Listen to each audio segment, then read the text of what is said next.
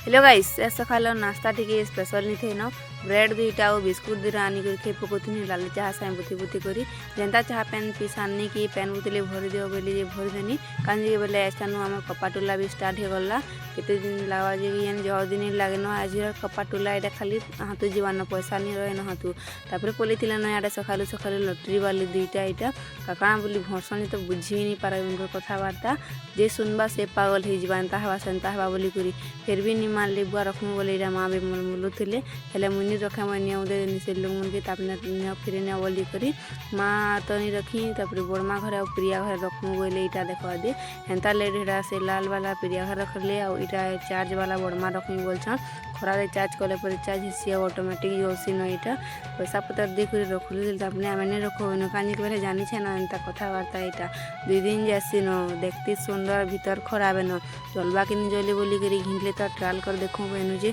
प्रियार माँ यहाँ आनिक लगाले जे जलू छे तो केते दिन बतर जाए भगवान जाने सकाल जाइए कपाटुली बेले 3-4 जनता लगी पलि आली घर के गोटे गोटे कर ऑटो नु दुहारी आले और रखीदेली आज की पकेट टुली छन वीडियो भल लगला फॉलो गोटे कर पकई था।